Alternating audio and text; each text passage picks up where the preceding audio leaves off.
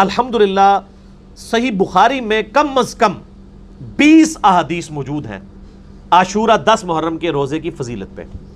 ان میں سے بھی جو کنزیکٹو 8 طرق آئے ہیں انٹرنیشنل نمبر کے مطابق 2000 سے لے کر 2007 تک. اس باب کا نام ہی ہے صیام یوم عاشورہ، یعنی یوم عاشورہ کا جو روزہ ہے اس سے متعلق.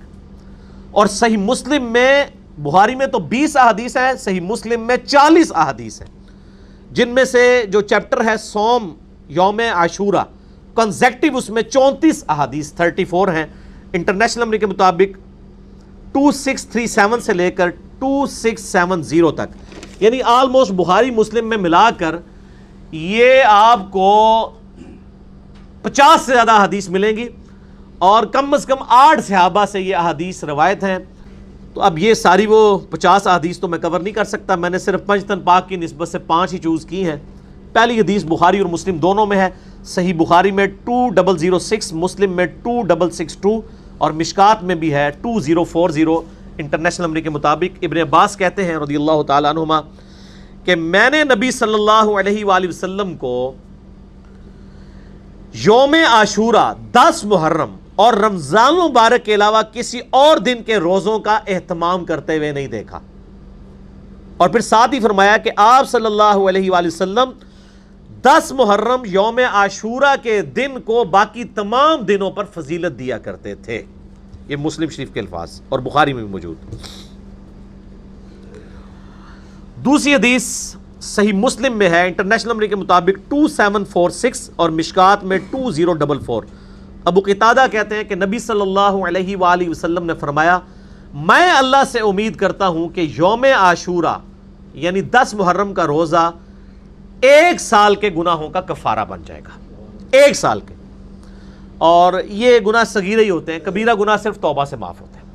کیونکہ صحیح مسلم میں حدیث ہے انٹرنیشنل نمبر کے مطابق 552 اور مشکات میں بھی ہے 564 کہ اگر کبیرہ گناہوں سے بچا جائے تو ایک نماز سے دوسری نماز، ایک جمعے سے دوسرا جمعہ، اور ایک رمضان سے دوسرا رمضان درمیان کے گناہوں کا کفارہ بن جاتے ہیں، اگر بیچ میں بڑے گناہ نہ کیے جائیں.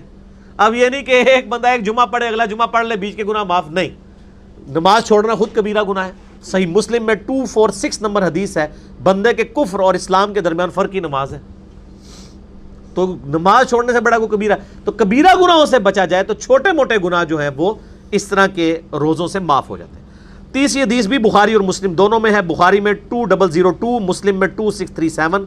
اما عائشہ رضی اللہ تعالیٰ عنہ کہتی ہیں کہ قریش مکہ بھی زمانے جاہلیت میں عاشورہ کا روزہ رکھا کرتے تھے. اور میرا گمان یہ ہے کہ چونکہ ابراہیم علیہ السلام کو آتش نمرود سے نجات ملی تھی تو بنو اسماعیل کو بھی عاشورہ کے دن کی فضیلت پتہ تھی. حالانکہ مشرکین عرب بت پرست تھے، وہ بھی عاشورہ کا روزہ رکھا کرتے تھے. تو نبی صلی اللہ علیہ وآلہ وسلم بھی مکے میں عاشورہ کا روزہ رکھا کرتے تھے. رمضان شریف تو مدینے میں فرض ہوئے نا روزے، مکے میں آپ عاشورہ کا روزہ رکھا کرتے تھے. اما عائشہ کے آگے الفاظ ہیں حتیٰ کہ ہجرت مدینہ کے بعد بھی آپ صلی اللہ علیہ وآلہ وسلم ہمیں حکم دیتے تھے کہ ہم عاشورہ کا روزہ رکھیں، لیکن جب رمضان کے روزے فرض ہوئے تو آپ صلی اللہ علیہ وآلہ وسلم نے ارشاد فرمایا اب جس کی مرضی چاہے وہ عاشورہ کا روزہ رکھے، جس کی مرضی اس روزے کو چھوڑ دے. یعنی رمضان کے روزے جب فرض ہوئے تو نبی صلی اللہ علیہ وآلہ وسلم نے اس کو آبلیگیٹری نہیں رہنے دیا، بلکہ اس کو آپشنل رکھ دیا کہ 10 محرم کا روزہ یہ نفلی روزہ ہے، آپ کو رکھ لے ثواب ہے، کوئی چھوڑ دے کوئی گناہ نہیں ہے، یہ فرض نہیں ہے. چوتھی حدیث بھی بخاری اور مسلم دونوں میں ہے، بخاری میں 2004، مسلم میں 2656. عبداللہ ابن عباس کہتے ہیں کہ جب نبی صلی اللہ علیہ وآلہ وسلم مدینہ شریف تشریف لائے تو آپ نے یہودیوں کو دیکھا کہ وہ عاشورہ کا روزہ رکھتے ہیں. پوچھا کیوں رکھتے ہو؟ تو انہوں نے کہا کہ اللہ تعالیٰ نے موسیٰ علیہ السلام کو نجات دی تھی فرعون سے، تو ہم اس دن کی تعظیم کرتے ہیں. مسلم شریف کے ایک طریق میں الفاظ ہیں ہم اس دن کی تعظیم کرتے ہیں، دوسرے میں الفاظ ہیں ہم اللہ کا شکر کرتے ہیں، اور تیسرے میں الفاظ ہیں کہ ہم اسے عید کے دن کے طور پر مانتے ہیں. تو آپ صلی اللہ علیہ وآلہ وسلم نے فرمایا ہمارا تو زیادہ حق ہے کہ ہم موسیٰ علیہ السلام کے لیے شکرانے کے طور پر روزہ رکھیں، کیونکہ ہم موسیٰ علیہ السلام سے تم سے زیادہ بڑھ کر قریب ہیں. ظاہر ہے کہ وہ تو ٹیمپرڈ فارم میں تورات کو لے کے چل رہے تھے. نبی علیہ السلام کی تو یہ جو دین ہے یہ اسی کی کنٹینیوشن ہے بنی اسرائیل کی، صرف شریعت میں تھوڑی بہت چینج آئی۔ تو آپ صلی اللہ علیہ وسلم نے پھر صحابہ کو حکم دیا کہ 10 محرم الحرام کا روزہ رکھو۔ 5ویں حدیث صحیح مسلم میں ہے 2666، مشکات میں 2041۔ ابن عباس رضی اللہ تعالیٰ عنہ کہتے ہیں کہ جب نبی صلی اللہ علیہ وآلہ وسلم نے ہمیں حکم دیا اس بات کا کہ ہم بھی جو ہے وہ عاشورہ کا روزہ رکھیں، تو کچھ اصحاب نے عرض کیا کہ یہ تو یہود و نصارہ کی پیروی ہو جائے گی ایک طرح کی۔ تو آپ نے فرمایا پھر تم ان کی مخالفت کرو اور تم 9 تاریخ کا روزہ رکھو، یعنی 9 محرم الحرام کا، اور اگر میں اگلے سال تک زندہ رہا تو میں بھی 9 کا روزہ ایڈ کروں گا۔ لیکن اس سے پہلے ابن عباس کے الفاظ ہیں کہ نبی علیہ السلام دنیا سے چلے گئے۔ اچھا، یہ حدیث میں کافی ساری کنٹراڈکشنز آتی ہیں، تو وہ بعض لوگ کہتے ہیں وہ یہ اضطراب ہے، پہلے آپ نے اجازت دے دی اور پھر آپ نے یہود و نصارہ کی مخالفت کا اس وقت کیوں نہیں خیال آیا، بالکل اینڈ پہ کیوں آیا؟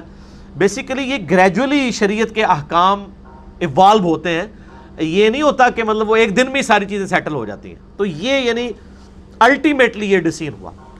اچھا، یہ جو مسلم شریف کے الفاظ ہیں نا، میں اگلے تم 9 کا روزہ رکھو، یہ جب آپ کسی کا بھی ترجمہ دیکھیں گے نا، بریلوی، دیوبندی، اہل حدیث، شیعہ، تو سب نے بریکٹ میں لکھا ہوگا 9 کا بھی روزہ رکھو۔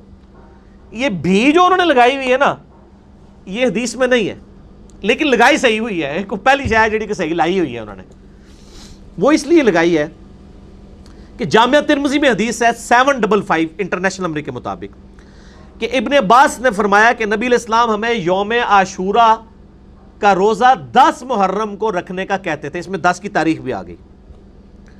البتہ اس حدیث کی صحت میں اختلاف ہے، شیخ البانی سے صحیح کہتے ہیں، شیخ زبیر صاحب ضعیف کہتے ہیں حسن بصری کی تدلیس کی وجہ سے، لیکن اس کو سپورٹیو ایک چیز امام ترمذی نے ساتھ جو قول لکھا ہے نا، موقوفاً یہ روایت بالکل صحیح ہے، اس کو شیخ زبیر صاحب بھی صحیح مانتے ہیں۔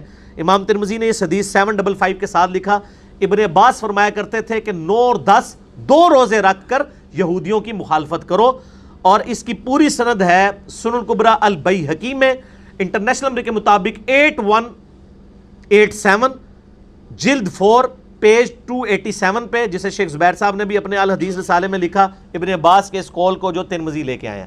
اور میں نے پہلے بھی عرض کیا ہے کہ اگر کوئی صحابی کی حدیث موقوف ثابت ہو جائے تو مرفوع حدیث اگر ضعیف بھی ہو نا، اس کو سپورٹ مل جاتی ہے۔ تو ابن عباس فرمایا کرتے ہیں کہ یہود و نصارہ کی مخالفت کرو 9 اور 10 2 روزے رکھ کے۔ اب آپ کو پتہ چلا مسلم میں انہوں نے بھی کیوں کیا ہے، وہ اس کی وجہ سے کیا۔ مسند احمد میں ایک حدیث ہے انٹرنیشنل نمبر کے مطابق 2154، یہ حدیث کمزور ہے۔ اس میں ابن عباس کا قول یہ ہے کہ یہود و نصارہ کی مخالفت کرو 10 سے پہلے ایک روزہ ملا کر یا 10 کے بعد ایک روزہ ملا کے، یعنی 9 اور 11 دونوں آپشن ہے۔ بہرحال اجتہاداً یہ صحیح ہے، اگر کسی شخص کا 9 کا روزہ رہ جائے، اب اس نے 10 کا رکھا ہے، میرے ساتھ ایک دفعہ ایسے ہو گیا تھا، پھر میں نے 11 کا روزہ رکھ لیا تھا تاکہ مخالفت ہو جائے 2 روزے رکھ کر۔ تو اب مسلم شریف کی جو حدیث ہے اگلے سال میں زندہ رہا تو 9 کا رکھوں گا، تو وہ بھی ہے، یہ نہیں ہے کہ 10 کا چھوڑ دوں گا۔ 10 کے بغیر تو عاشورہ کا لفظ ہی نہیں بنتا، ٹھیک ہو گیا؟ عاشورہ کا لفظ تو بولا ہی 10 کے اوپر جاتا ہے۔ تو اس لیے میں کہتا ہوں کہ یعنی صحابہ کے فہم کے بغیر کتاب و سنت کو لے کے نہیں چلنا، یعنی غیر مقلد نہیں بننا۔ آپ نے مقلد تو بننا ہی نہیں نا، غیر مقلد بھی نہیں بننا، متبع سنت بننا ہے۔ اور متبع سنت یہ ہے کہ کتاب و سنت کو سلف کے فہم کے مطابق، صحابہ کرام کے فہم کے مطابق سمجھنا۔